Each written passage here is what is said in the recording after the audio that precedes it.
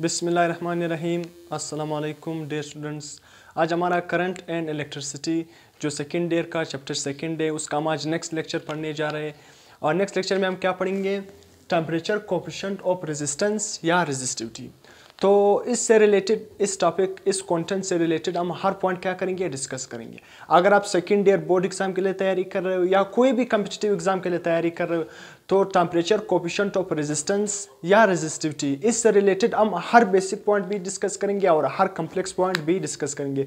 तो दोनों competitive exam के लिए भी और सेकेंड ईयर बोर्ड एग्जाम के लिए भी दोनों ही के लिए क्या होगा, बेनिफिशियल होगा। तो काइंडली अगर आप चैनल पर नए हो तो चैनल को सब्सक्राइब कर दे और बेल आइकन की घंटी को पुश कर दे ताकि आपको नए आने वाली लेक्चर की नोटिफिकेशन मिल सके। तो लेक्चर को स्टार्ट करते हैं। आज हमारे लेक्चर का जो कंटेंट है वो क्या है? टेम्परेचर कोफिशिएंट ऑफ रेजिस्टेंस या resistivity. Simple temperature coefficient of resistance या रेजिस्टिविटी। इससे पिछले लेक्चर में मैंने रेजिस्टेंस के बारे में भी बताया था, इसी तरह रेजिस्टिविटी के बारे में भी बताया था, कंडक्टेंस कंडक्टिविटी इससे रिलेटेड मैंने हर पॉइंट क्या किया था, डिस्कस किया था। हर कम्प्लेक्स और हर बेसिक पॉइंट क्या किया था, डिस्कस किया था। तो आज हमारा लेक्चर क्या है? टेम्परेचर कोफिशिएंट ऑफ रेजिस्टेंस या रेजिस्टिविटी। सी लेट सपोज आपने मैंने यहाँ पर क्या लिखा हुआ है, कंसिडर अ कंडक्टर। आपने कंडक्टर को क्या करना है, कंसिडर करना है। और यहाँ पर मैंने कंडक्टर को बनाया भी है, उसका डायग्राम बनाया है। तो आपने सबसे पहले क्या करना है, एक कंडक्टर को आपने क्या करना है, कंसिडर करना है। तो यहाँ पर मैंने कंडक्टर को कंसिडर किया है। अब इस कंडक्टर में अब सबसे पहले रेजिस्टेंस क्या है और रेजिस्टिविटी। रेजिस्टेंस और रेजिस्टिविटी पर मैंने लेक्चर बताया था। मैं सिंपली रेजिस्टेंस का कुछ आपको बेसिक पॉइंट बताऊंगा कि रेजिस्टेंस है क्या। रेजिस्टेंस सिंपल क्या है, अपोजिशन। करंट को जो अपोजिशन मिलती थी, मतलब वहाँ पर जो किसी भी कंडक्टर में करंट को जो अपोजिशन मिलती थी, रुकावट मिलती थी एटम और मॉलिक्यूल की वजह से, तो उसको हम क्या नाम देते थे, रेजिस्टेंस। तो यहाँ पर भी एक कंडक्टर मैंने बनाया। अब इस कंडक्टर को मैंने यहाँ पर कंसिडर किया है। अब इस कंडक्टर का लेट सपोज ये कंडक्टर है ना, इस कंडक्टर में भी फ्री इलेक्ट्रॉन क्या होंगे, मौजूद होंगे। इस कंडक्टर में फ्री इलेक्ट्रॉन क्या है, मौजूद है। फ्री इलेक्ट्रॉन क्या है, बहुत सारे क्या है, इसमें एटम भी होंगे। ये क्या है, एटम भी है इसमें। इस कंडक्टर में एटम भी मौजूद है और इसी तरह फ्री इलेक्ट्रॉन भी क्या है, इसमें मौजूद है। फ्री इलेक्ट्रॉन भी क्या है, मौजूद। तो ये फ्री इलेक्ट्रॉन इस एटम के साथ क्या करेंगे, कोलाइड करेंगे। तो ये फ्री इलेक्ट्रॉन क्या है, रेंडमली मूव कर रहे हैं। फ्री इलेक्ट्रॉन क्या कर रहे हैं, रेंडमली क्या कर रहे हैं, मूव कर रहे हैं। हर इलेक्ट्रॉन जो फ्री इलेक्ट्रॉन है उसका डायरेक्शन क्या है, मतलब रैंडम है, इर्रेगुलर है। मगर जब आप इसके साथ क्या करोगे, एक वोल्टेज अप्लाई करोगे, इस कंडक्टर के अराउंड अक्रॉस क्या करोगे, एक वोल्टेज क्या करोगे, अप्लाई करोगे। सही है।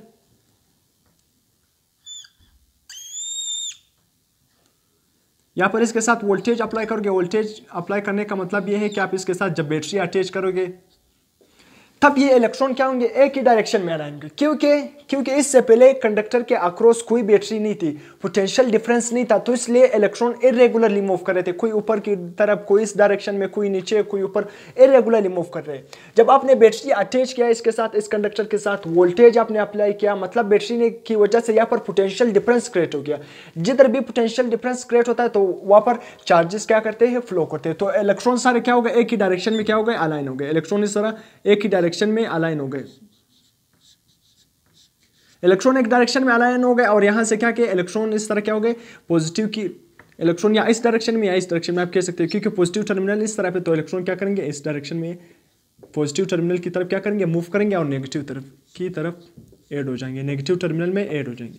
सी तो इलेक्ट्रॉन इस तरह एक डायरेक्शन में अलाइन होंगे और ये इलेक्ट्रॉन अब क्या करेंगे, ये इलेक्ट्रॉन मूव करेंगे। पोटेंशियल डिफरेंस ही की वजह से अब इलेक्ट्रॉन मूव करेंगे। जब इलेक्ट्रॉन जिधर से किसी भी कंडक्टर से जब इलेक्ट्रॉन फ्लो करते हैं तो उसको हम क्या नाम देते हैं, इलेक्ट्रिक करंट।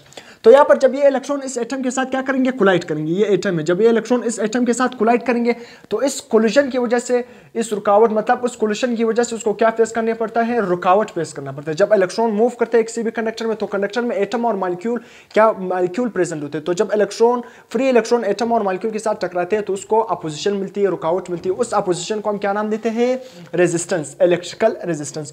तो यहाँ पर मैंने एक कंडक्टर को क्या किया, कंसिडर किया है। सही है, ये कंडक्टर मैंने कंसिडर किया। अब मैंने क्या करना है, लेट सपोज अब मैंने इस कंडक्टर को मतलब इस कंडक्टर का टेम्परेचर नहीं बढ़ाया 0 डिग्री पर, मतलब 0 डिग्री पर इस कंडक्टर का जो टेम्परेचर है, इस कंडक्टर का 0 डिग्री पर जो टेम्परेचर है, मतलब 0 डिग्री पर इसका जो रेजिस्टेंस है उसको मैंने क्या नाम दिया, R0।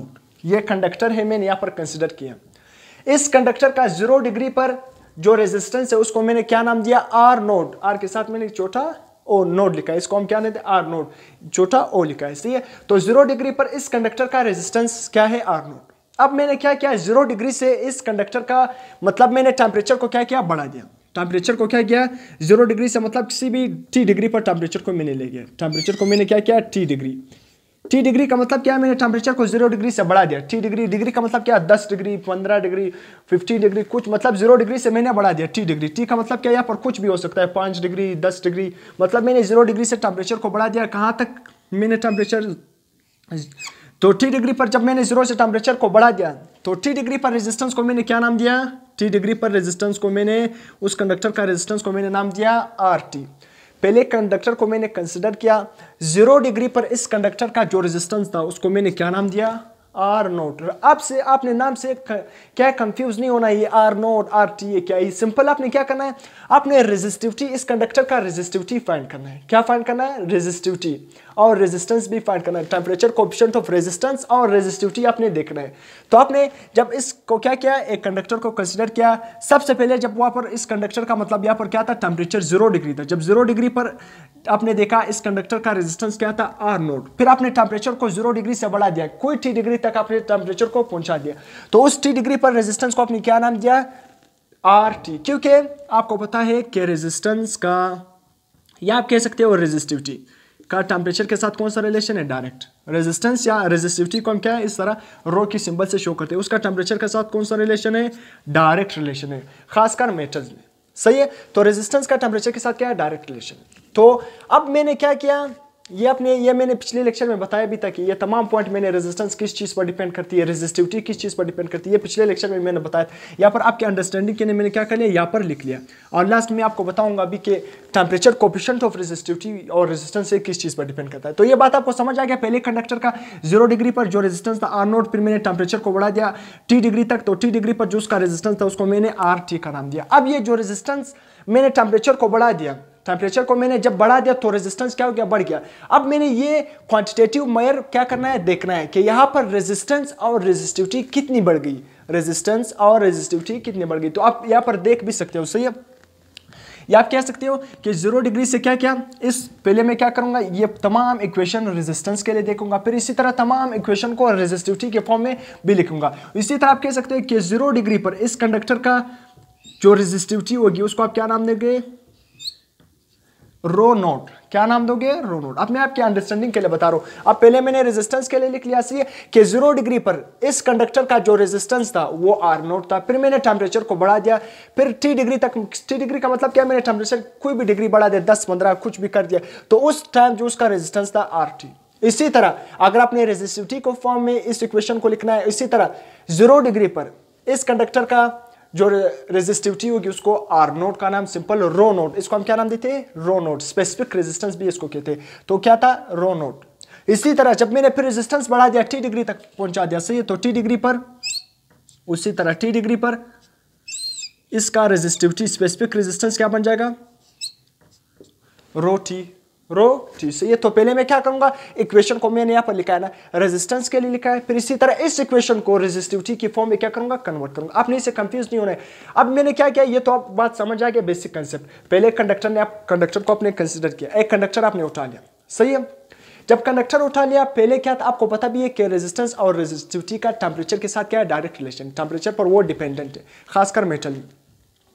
पहले जब आपने देखा 0 डिग्री पर उसका रेजिस्टिविटी को आपने क्या नाम दिया, आर नोट, सिंपल नाम दिया कि आप इसमें जो रेजिस्टिविटी मौजूद है उसको आपने क्या नाम दिया, आर नोट।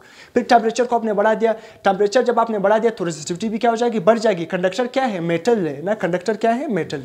तो उस रेजिस्टिविटी को आपने क्या नाम दिया, रो टी, मतलब क्या है, स्पेसिफिक रो टी रेजिस्टेंस, ये क्या है, इसका नाम क्या है, रो या स्पेसिफिक रेजिस्टेंस, तो उसको आपने क्या नाम दिया, रो टी, सही है। तो अब आपने ये देखना है कि ये रेजिस्टिव, जब मैंने टेम्परेचर बढ़ा दिया, ये रेजिस्टिविटी कितनी बढ़ गई, रेजिस्टिविटी कितनी बढ़ गई। या आप अगर पहले क्या करोगे, उसी तरह अगर आपने क्या करना है, 0 डिग्री पर देखना है कि उसका रेजिस्टेंस क्या है। 0 डिग्री पर इस कंडक्टर का रेजिस्टेंस आर नोट था, फिर आपने टेम्परेचर को बढ़ा दिया, टी डिग्री तक पहुंचा दिया। टी डिग्री का मतलब क्या, आपने टेम्परेचर 10 15 20 जो भी 100 डिग्री जितना भी कर दिया, तो वहां पर जब आपने टेम्परेचर को बढ़ा दिया तो उस कंडक्टर का रेजिस्टेंस को आपने क्या नाम दिया, आर टी। तो सबसे पहले मैं इक्वेशन को रेजिस्टेंस के लिए लिखूंगा, फिर उसके बाद इस तमाम इक्वेशन को रेजिस्टिविटी के लिए क्या करूंगा, लिखूंगा। तो समझ आ गया।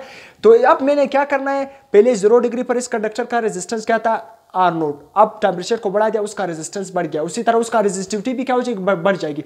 तो इसलिए अब मैंने क्या करना है, मैंने इस रेजिस्टेंस और रेजिस्टिविटी को देखनी है कि ये कितनी बढ़ गई। जब मैंने टेम्परेचर को बढ़ा दिया, ये रेजिस्टेंस और रेजिस्टिविटी कितनी बढ़ गई। अब मैंने यहाँ पर इक्वेशन के तौर पर इसको लिखना है कि ये कितनी बढ़ गई, और मैंने उसको फाइंड भी करना है, इक्वेशन बनाना है ताकि मैं उसको फाइंड कर सकूं। तो यहाँ पर मैंने इक्वेशन लिखा हुआ है, याद रखना, इंक्रीज इन रेजिस्टेंस, रेजिस्टेंस का इंक्रीज होना। इंक्रीज का मतलब क्या है, पहले रेजिस्टेंस क्या था, R नोट, मतलब इनिशियल रेजिस्टेंस। जो फर्स्ट रेजिस्टेंस होगा, सही है, इनिशियल रेजिस्टेंस वो R नोट था। फिर रेजिस्टेंस जब टेम्परेचर आपने बढ़ा दिया तो क्या बन गया था, RT तक आपने पहुंचा दिया। जब R नोट से 0 डिग्री पर रेजिस्टेंस क्या था, R नोट, फिर टेम्परेचर को आपने बढ़ा दिया, वो कहां तक पहुंच गया। टेम्परेचर को बढ़ने से रेजिस्टेंस क्या होती है, बढ़ती है कंडक्टर की, खासतौर पर मेटल। कंडक्टर क्या है, मेटल की। तो यहाँ पर मैंने लिखा भी है कि resistance direct proportional to temperature. इसी तरह resistivity directly proportional to temperature. किसके लिए, मेटल के लिए। यहाँ पर कंडक्टर भी क्या है, मेटल है। तो यहाँ पर जब टेम्परेचर को मैंने बढ़ा दिया तो रेजिस्टेंस भी क्या हो जाएगी, बढ़ जाएगी। उस रेजिस्टेंस को मैंने सिंपल यहाँ पर नाम दिया है RT। फिर यहाँ पर इक्वेशन बनाने के लिए, सही है, तो मैंने RT का नाम दिया। तो इंक्रीज इन टेम्परेचर, रेजिस्टेंस का मतलब क्या है, इंक्रीज रेजिस्टेंस। जो इनिशियल होगा, जो फाइनल, पहले क्या था, इनिशियल रेजिस्टेंस था, बाद में फाइनल। तो सिंपल फाइनल को इनिशियल से माइनस करो। इंक्रीज इन रेजिस्टेंस का मतलब क्या है, जो पहले रेजिस्टेंस था और ये फाइनल वाला रेजिस्टेंस है। पहले जो इनिशियली जो रेजिस्टेंस था वो R नोट था, और फाइनल रेजिस्टेंस क्या था, RT। तो सिंपल फाइनल को इनिशियल से माइनस करो। तो ये मैंने यहाँ पर लिखा भी RT माइनस R नोट, या सिंपल चेंज इन रेजिस्टेंस। इसको आप इस तरह भी लिख सकते हो, चेंज इन रेजिस्टेंस। मैंने लिखा है is directly proportional to, increase in resistance क्या है, डायरेक्टली प्रोपोर्शनल है, किसके साथ, पहला पॉइंट मैंने लिखा है। आपसे एमसीक्यूज की फॉर्म में पूछा जा सकता है, क्वेश्चन की फॉर्म में पूछा जा सकता है, सही है। आपने इसको लिखना है कि इंक्रीज इन रेजिस्टेंस का डायरेक्ट रिलेशन है, डायरेक्टली प्रोपोर्शनल है, किसके साथ, इनिशियल रेजिस्टेंस के साथ। और इनिशियल रेजिस्टेंस मैंने यहाँ पर बताया, इनिशियल रेजिस्टेंस को मैं किस से रिप्रेजेंट कर रहा हूँ, इनिशियल रेजिस्टेंस को मैं R नोट से रिप्रेजेंट कर रहा हूँ, सही है। उसी तरह दूसरा जो इंक्रीज इन रेजिस्टेंस है उसका डायरेक्ट रिलेशन है, डायरेक्टली प्रोपोर्शनल है, किसके साथ, राइज इन टेम्परेचर, टेम्परेचर के साथ भी उसका क्या है, डायरेक्ट प्रोपोर्शनल है। और टेम्परेचर को हम किससे रिप्रेजेंट करते हैं, T से। तो क्या है, चेंज इन रेजिस्टेंस या RT माइनस R नोट, इसका डायरेक्ट रिलेशन है इनिशियल रेजिस्टेंस के साथ, R नोट के साथ। इसी तरह RT माइनस R नोट, जिसको हम चेंज इन रेजिस्टेंस कहते हैं या इंक्रीज इन रेजिस्टेंस, इसका डायरेक्ट रिलेशन है टेम्परेचर के साथ, सही है। अब स्टूडेंट को यहाँ पर बात समझ नहीं आती कि जो इंक्रीज इन रेजिस्टेंस का, उसका इनिशियल रेजिस्टेंस के साथ किस तरह डायरेक्ट रिलेशन है, इंक्रीज इन रेजिस्टेंस या चेंज इन रेजिस्टेंस, उसका इनिशियल रेजिस्टेंस के साथ किस तरह डायरेक्ट रिलेशन है। इस तरह मैं आपको एक एग्जांपल दे रहा हूँ। लेट्स सपोज यहाँ पर एक कंडक्टर है, सही है, एक कंडक्टर मौजूद है, सही है। ये कंडक्टर है, इसका इनिशियल रेजिस्टेंस, लेट्स सपोज इसका इनिशियल रेजिस्टेंस हमारे साथ क्या है, 100 ओम, 100 ओम, सही है। तो जब आप टेम्परेचर को बढ़ाओगे, टेम्परेचर को बढ़ाओगे तो रेजिस्टेंस क्या हो जाएगा, बढ़ जाएगा, रेजिस्टेंस बढ़ जाएगा। लेट्स सपोज 100 से रेजिस्टेंस क्या हो गया, 100 से इसका रेजिस्टेंस क्या हो गया, लेट्स सपोज 100 से बढ़ गया 200 तक पहुंच गया। समझ आ गया, कंडक्टर था उसका इनिशियल रेजिस्टेंस क्या था, 100, मैंने टेम्परेचर को बढ़ा दिया, रेजिस्टेंस का, जब टेम्परेचर, कंडक्टर है ना, कंडक्टर में मैंने आपको बता दिया, कंडक्टर हमारे साथ क्या है, मेटल है, और मेटल में मैंने आपको बताया टेम्परेचर अगर आप बढ़ाओगे तो रेजिस्टेंस भी क्या हो जाएगा, बढ़ जाएगा। तो मैंने टेम्परेचर को बढ़ा दिया तो रेजिस्टेंस 100 से क्या हो गया, 200 ओम। अब आप चेंज ऑफ रेजिस्टेंस फाइंड करोगे। चेंज ऑफ रेजिस्टेंस अगर आपने फाइंड करना है तो सिंपल 200 से 100 माइनस करो, फाइनल से इनिशियल माइनस करो, जिस तरह यहाँ पर मैंने RT से माइनस R नोट को क्या किया, माइनस किया। तो ये हमारे साथ क्या हो गया, ये जो 100 था ये क्या होगा, लेट्स सपोज ये 0 डिग्री पर था, तो इसको मैं क्या नाम दूंगा, R note minus RT minus R note. Simple, आप 200 से 100 माइनस करो तो क्या बन जाएगा, 100। चेंज कितना गया, 100, चेंज आ गया 100। ये एग्जांपल आपने ज़हन में रखना है। उसी तरह मैंने एक और कंडक्टर ले लिया, सही है, यहां पर मैं लिख रहा हूं, सही है। उसी तरह मैंने एक और कंडक्टर ले लिया, ये कंडक्टर मैंने ले लिया, लेट सपोज इसका जो इनिशियल रेजिस्टेंस है वो क्या है, 1000, सही है, 1000 ओम में, सही है, क्या है, 1000 ओम। अगर मैंने टेम्परेचर को इंक्रीज किया तो रेजिस्टेंस क्या हो जाएगा, बढ़ जाएगा, क्योंकि ये कंडक्टर है, कंडक्टर हमारे साथ क्या है, मेटल है, मेटल में मैंने बताया कि टेम्परेचर को इंक्रीज करने से रेजिस्टेंस क्या है, रेजिस्टेंस क्या होती है, बढ़ती है। अगर मैंने टेम्परेचर को इंक्रीज किया तो रेजिस्टेंस भी क्या हो जाएगी, बढ़ जाएगी। तो ये 100,000 से क्या हो जाएगी, यहाँ पर रेजिस्टेंस ज्यादा है तो रेजिस्टेंस भी ज्यादा हो जाएगी। इतने यहाँ पर 1000 टेम्परेचर अगर मैंने बढ़ा दिया तो 1000 रेजिस्टेंस है, तो टेम्परेचर को बढ़ने से इसका रेजिस्टेंस भी क्या हो जाएगी, ज्यादा बढ़ जाएगी। लेट्स सपोज इसका 1000 से क्या हो गया, लेट्स सपोज 1000 से इसका रेजिस्टेंस बढ़ गया 2000 तक इसका रेजिस्टेंस बढ़ गया, सही है। 1000 से इसका रेजिस्टेंस बढ़ गया 2000 तक।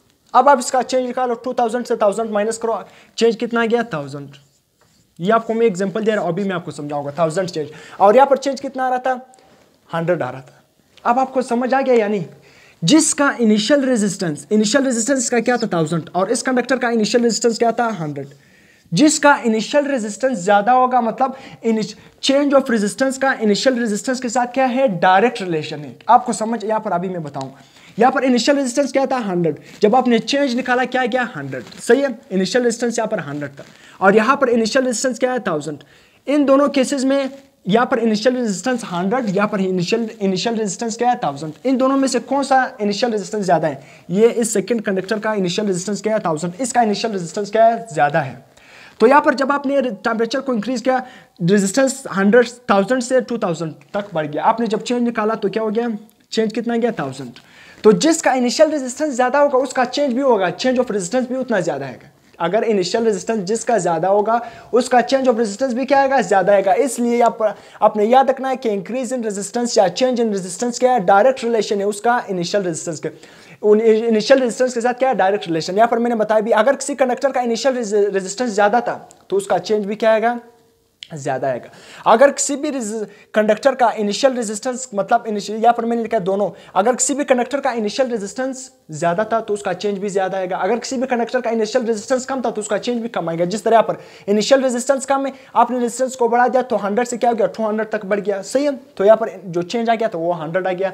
इसी तरह इस कंडक्टर का इनिशियल रेजिस्टेंस ज्यादा है तो आपने रेजिस्टर टेम्परेचर को बढ़ा दिया तो रेजिस्टेंस भी क्या हो गया, बढ़ गया। जब चेंज निकाला 1000, तो इसलिए इनिशियल रेजिस्टेंस क्या है 1000। अगर इनिशियल रेजिस्टेंस ज्यादा था, इनिशियल रेजिस्टेंस किसी भी कंडक्टर का ज्यादा था तो चेंज भी क्या आएगा, ज्यादा आएगा। तो इसलिए चेंज ऑफ रेजिस्टेंस क्या है, directly proportional to initial resistance. ये बात आपको समझ आएगी। इसी तरह rise in temperature, initial resistance का या सॉरी इनिशियल रेजिस्टेंस का नहीं, इंक्रीज इन रेजिस्टेंस या चेंज इन रेजिस्टेंस का इसी तरह टेम्परेचर के साथ भी क्या है, डायरेक्ट रिलेशन। ये तो आपको समझ आएगा कि टेम्परेचर के बढ़ने से रेजिस्टेंस बढ़ती है। ये पॉइंट जो स्टूडेंट को समझ नहीं आती थी कि इंक्रीज इन रेजिस्टेंस या चेंज इन रेजिस्टेंस का इनिशियल रेजिस्टेंस के साथ किस तरह डायरेक्ट रिलेशन, ये पॉइंट तो आपको समझ आएगी। अब मैंने क्या करना है, इसको इक्वेशन की फॉर्म में लिखना है। उसी तरह RT माइनस R नोट, हमारे साथ क्या था, इंक्रीज इन रेजिस्टेंस या change in resistance is directly proportional to, यहाँ पर मैंने बताया भी था directly proportional to initial resistance. अब मैंने इक्वेशन की फॉर्म में लिखना है, सही है।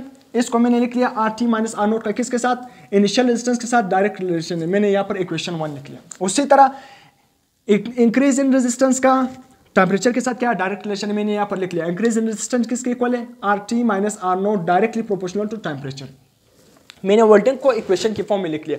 अब मैं दोनों को कंबाइन कर रहा हूँ। इस साइड पे भी RT minus R naught, RT minus R naught, इन दोनों में से मैंने एक कॉमन ले लिया। RT minus R note directly proportional to किसके साथ है, इसका डायरेक्ट रिलेशन है इनिशियल रेजिस्टेंस के साथ भी और टेम्परेचर के साथ भी। मैंने कंबाइन करके लिख लिया RT R note multiply by T। अब यहाँ पर मैंने प्रोपोर्शनलिटी निशान को क्या करना है, खत्म करना है। तो जब मैं प्रोपोर्शनलिटी निशान को खत्म करूंगा मैं एक कांस्टेंट लगाऊंगा, और ये कांस्टेंट हमारे साथ क्या है, जिसके बारे में आज हम पढ़ने जा रहे हैं। ये क्या है हमारे साथ, टेम्परेचर कोफिशिएंट ऑफ रेजिस्टेंस। ये हमारे साथ क्या है, टेम्परेचर कोफिशिएंट ऑफ रेजिस्टेंस।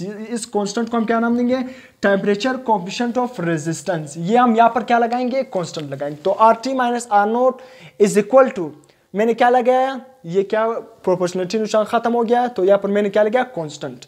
और कांस्टेंट जब मैंने निकाल लिया तो प्रोपोर्शनलिटी निशान खत्म, R नोट। ये हमारे साथ इक्वेशन 1 आ गया, ये हमारे साथ इक्वेशन 1 आ गया। तो याद रखना, ये तमाम तरह इक्वेशन आपने याद रखना है, temperature coefficient of resistance and resistivity. आप सर अक्सर कॉम्पिटिटिव एग्जाम में, आपके बोर्ड एग्जाम के एमसीक्यूज में वो सिर्फ ये इक्वेशन देकर के इसमें करेक्ट कौन सा है, मतलब इसमें सही इक्वेशन कौन सा है। तो तमाम तरह इक्वेशन आपने याद भी करनी है, रेजिस्टेंस के लिए भी और रेजिस्टिविटी के लिए भी। अब मैंने यहाँ पर रेजिस्टेंस की फॉर्म में ये इक्वेशन लिखी है, अब मैं इसको रेजिस्टिविटी की फॉर्म में भी कन्वर्ट करूंगा और ग्राफ भी बताऊंगा लास्ट में।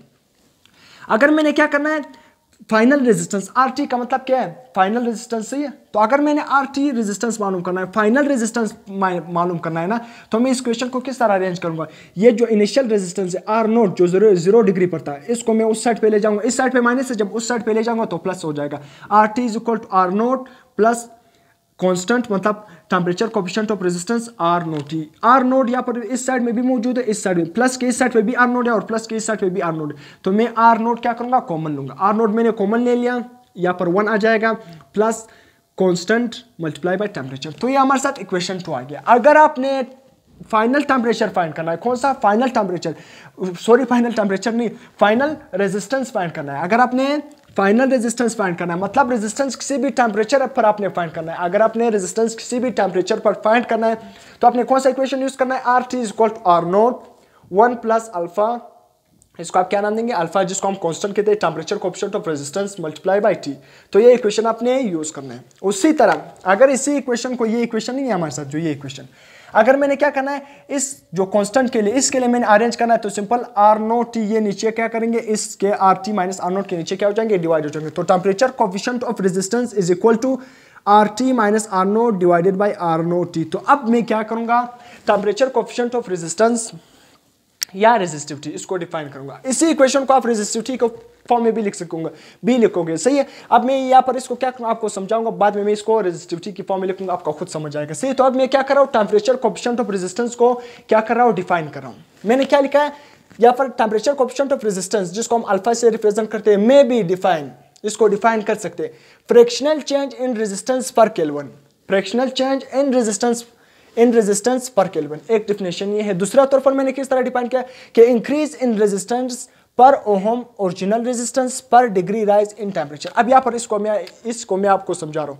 यहाँ पर मैंने इसी से मैंने डेफिनेशन बनाई, याद रखना है। जो यहाँ पर ये क्या है, टेम्परेचर कोएफिशिएंट ऑफ रेजिस्टेंस किसके इक्वल है, change in resistance divided by R note divided by temperature. इसी को मैंने वर्डिंग में लिखा है, इसी इक्वेशन को मैंने यहाँ पर वर्डिंग में लिखा है। क्या लिखा है मैंने, फ्रैक्शनल चेंज इन रेजिस्टेंस, याद रखना फ्रैक्शनल चेंज इन रेजिस्टेंस, बाद में मैंने क्या लिखा है, पर केल्विन।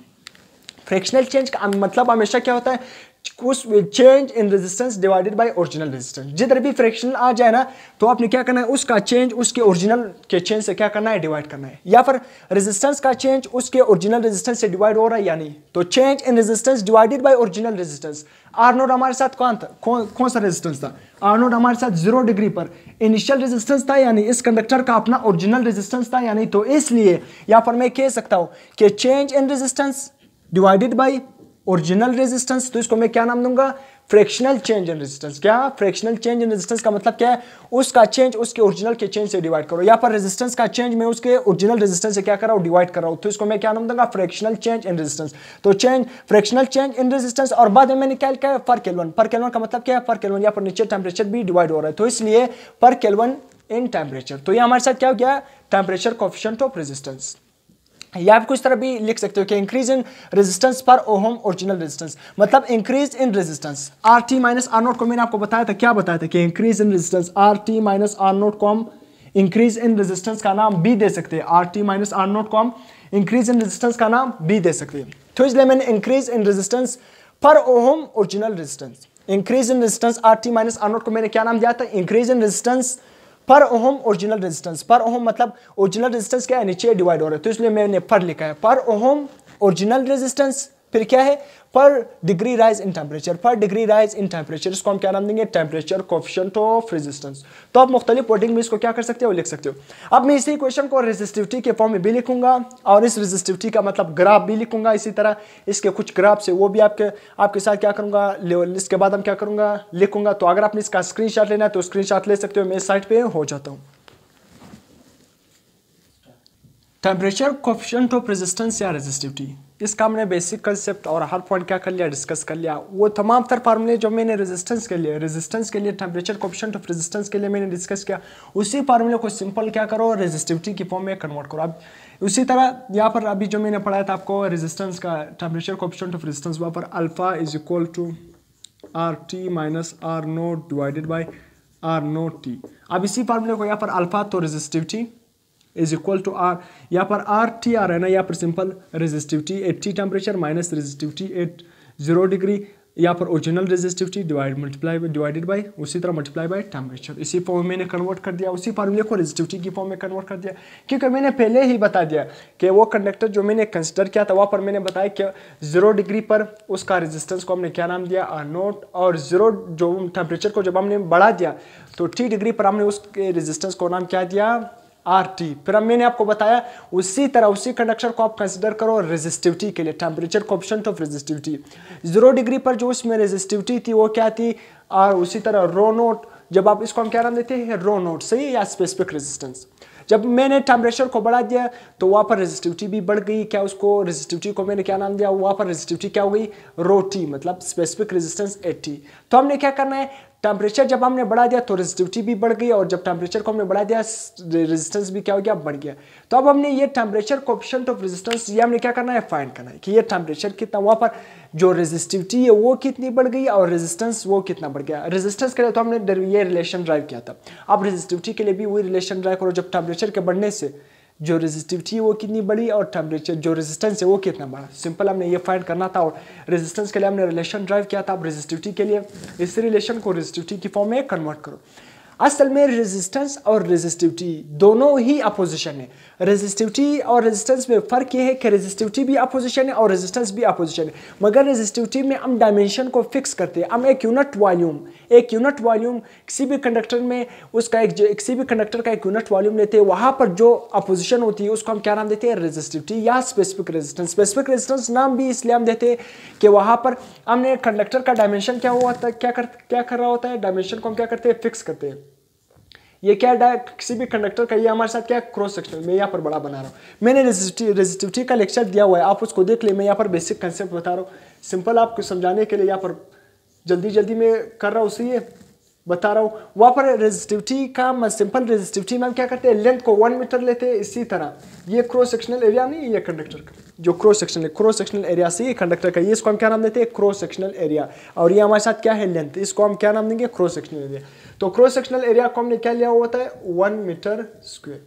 तो मैंने क्या बताया, जब आप लेंथ को एरिया के साथ मल्टीप्लाई करते हो तो क्या बनता है, वॉल्यूम, से वॉल्यूम। तो वॉल्यूम का यूनिट क्या होता है, मीटर क्यूब। तो 1 मीटर को जब आप 1 मीटर स्क्वायर के साथ मल्टीप्लाई करोगे तो 1 मीटर क्यूब बन जाता है।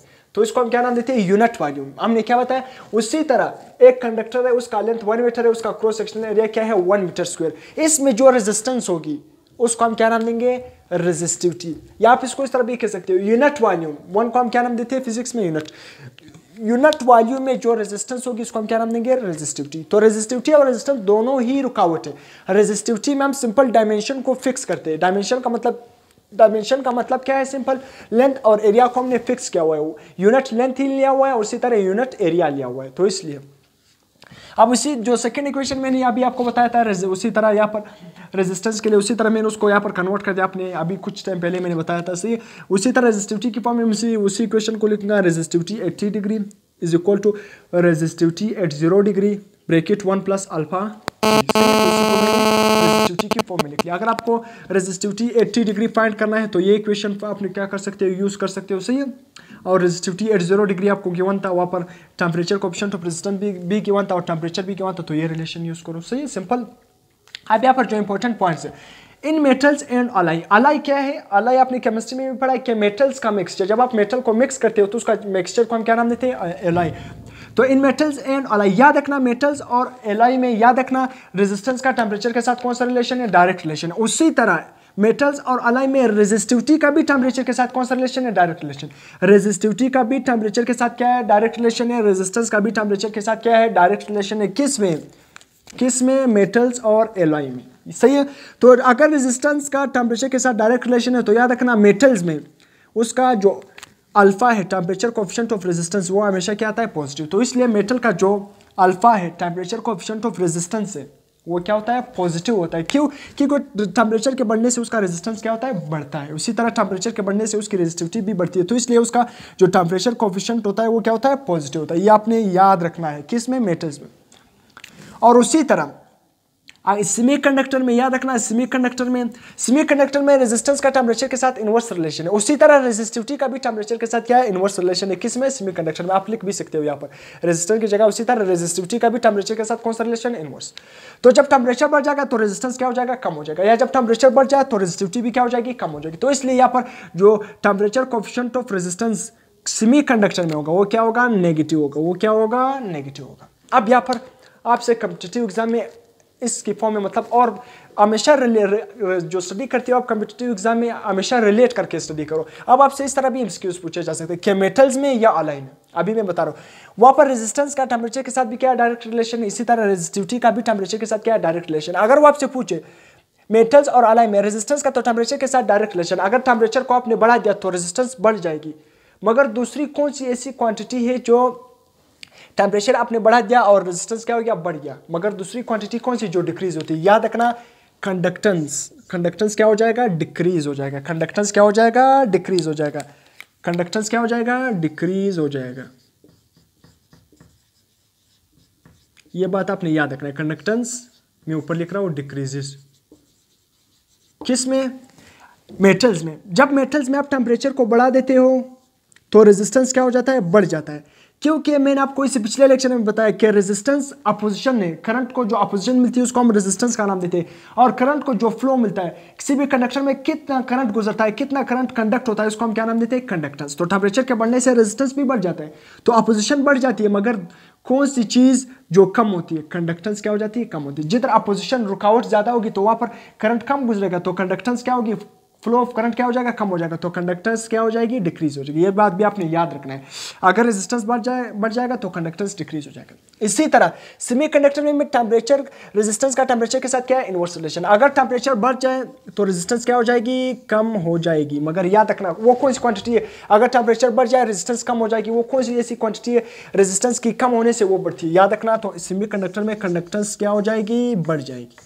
कंडक्टेंस क्या हो जाएगी, बढ़ जाएगी। यहाँ पर मैं सिंपल ये लिख रहा हूँ, कंडक्टेंस क्या हो जाएगी, इंक्रीजेस, क्योंकि रेजिस्टेंस कम हो गया, अपोजिशन कम हो गया, करंट को अपोजिशन जो रुकावट थी वो कम होगी, तो करंट को क्या मिलेगा, फ्लो मिलेगा। तो कंडक्टेंस क्या है, फ्लो। किसी भी कंडक्टर में फ्लो, करंट का फ्लो को हम क्या नाम देते हैं, कंडक्टेंस। तो कंडक्टेंस क्या हो जाएगी, बढ़ जाएगी। तो ये भी आपने याद रखना है। अब यहाँ पर टेम्परेचर कोएफिशिएंट ऑफ रेजिस्टेंस का यूनिट क्या है, पर केल्विन। सही है, तो आपने याद रखना है। इस जो फार्मूला मैंने बताया था इस फार्मूले से भी आप निकाल सकते हो। किस तरह, चेंज ऑफ रेजिस्टेंस, आपको सिंपल इसको इस तरह भी लिख सकते हो कि change of resistance divided by R note T. सही है, अब इसको मैं यहाँ पर क्या कर रहा हूँ, प्रूफ कर रहा हूँ। सही, चेंज ऑफ रेजिस्टेंस, सही, ये डेल्टा है, डेल्टा रेजिस्टेंस का यूनिट क्या है, ओहम। मैं लिख रहा हूँ यहाँ पर ओहम, डिवाइडेड बाय, नीचे भी रेजिस्टेंस ओरिजिनल रेजिस्टेंस है, तो ओरिजिनल हो जाए, फाइनल हो जाए, इनिशियल हो, जो भी हो, तो रेजिस्टेंस का यूनिट क्या होता है, ओहम। तो नीचे भी रेजिस्टेंस है, उसका यूनिट ओहम।